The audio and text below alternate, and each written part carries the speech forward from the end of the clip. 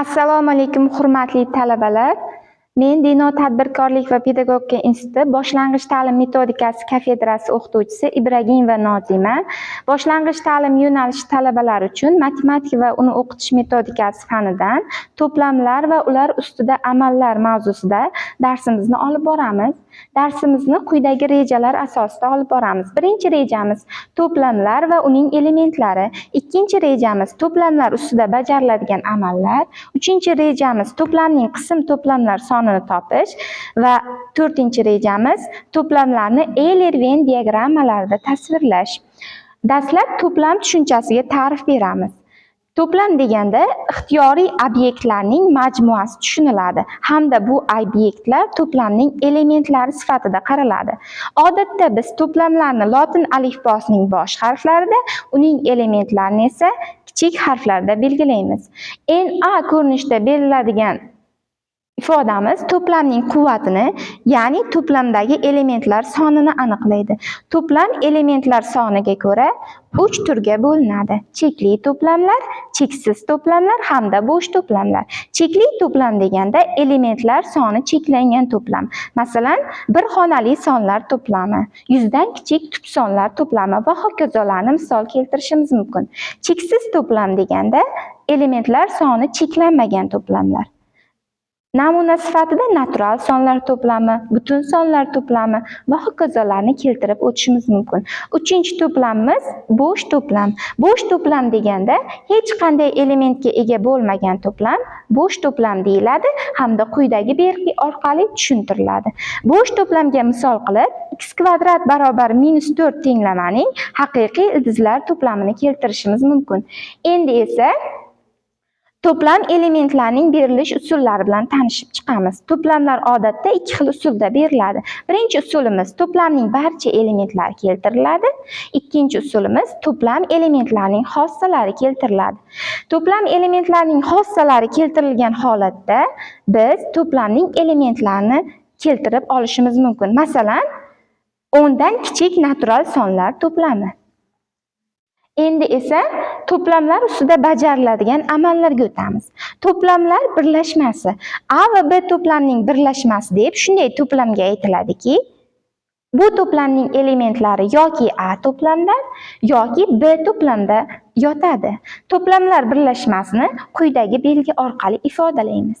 Quyidagi misolimizni ko'rib chiqadigan bo'lsak, P to'plamimiz 30 ning bo'luvchilari, Q to'plamimiz esa 40 ning bo'luvchilari. Bizga agar ushbu ikkita to'plamning birlashmasini topish yuklatilgan bo'lsa, biz dastlab 30 va 40 ning bo'luvchilaridan iborat elementlarni hosil qilib olamiz hamda yuqorida keltirilgan ta'rifimiz asosida bu to'plamlar birlashmasini hosil qilamiz. Ikkinchi amalimiz to'plamlar kesishmasi. Ikkita A va B to'plamining kesishmasi deb shunday to'plamga aytiladiki, bu to'plamning elementlari ham A to'plamda, ham B to'plamda mavjud bo'lishi kerak. To'plamlar kesishmasini esa quyidagi belgi yordamida ifodalaymiz.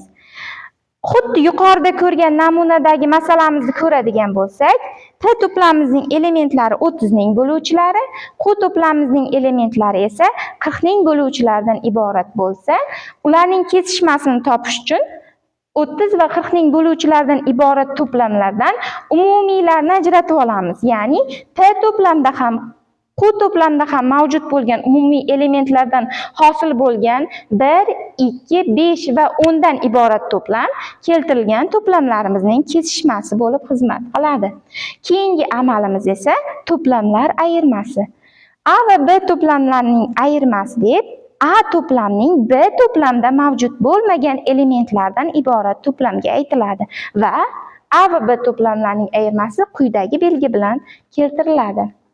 30 va 40 ning bo'luvchilaridan iborat bo'lgan ikkita to'plamning ayirmasini topishda biz 30 va 40 ning bo'luvchilarini topib, e'tibor beramiz. Ayirma amalida A to'plamning B ga tegishli bo'lmagan elementlarni olishimiz kerak. Ya'ni P va Q to'plamlar ayirmasini olayotganda P to'plamning Q to'plamga mavjud bo'lmagan elementlarni olamiz. P to'plamning Q to'plamda mavjud bo'lmagan elementlari 3, 6, 15 va 30 sonlardan iborat ekan. Endi esa 3-rejamizga o'tamiz. Qism to'plamlar sonini topish. Qism to'plam tushunchasini tushuntirishdan oldin biz ikkita to'plam olamiz. A va B to'plamlarini oladigan bo'lsak, A to'plamning barcha elementlari B to'plamda mavjud bo'lsa, bu holatda A to'plam B to'plamga qism to'plam deb tushuntiriladi.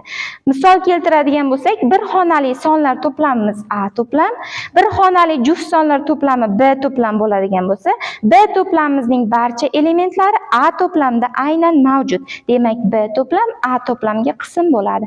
Har qanday to'plamning qism to'plamlar sonini topishda biz quyidagi formuladan foydalanamiz. Nta elementdan iborat A to'plam berilgan bo'lsa, uning barcha qism to'plamlar soni 2 darajasi n formula bilan topiladi.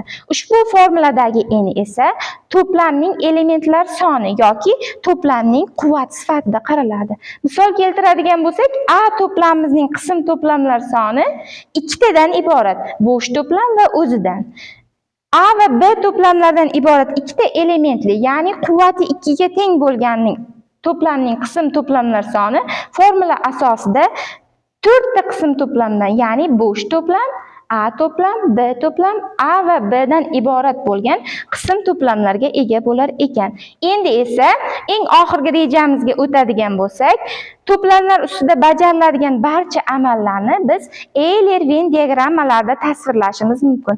Bizga A va B to'plamlar keltirilgan bo'lib, ularni kesishtirganimizda hosil bo'lgan qism, ikkalasining umumiy elementlaridan hosil qilingan qism A va B to'plamlarining kesishmasi hamda A to'plamning B to'plamga mavjud bo'lmagan qismi, rasmda alohida rang bilan keltirilgan qismimiz A to'plamdan B to'plamning ayirmasi, xuddi shuningdek B to'plamning A ga tegishli bo'lmagan qismlari B to'plamdan A to'plamning ayirmasi hamda ikkita to'plamimizni umumiy holatda hosil qilingan qismimiz esa to'plamlar birlashmasidan iborat bo'lar ekan.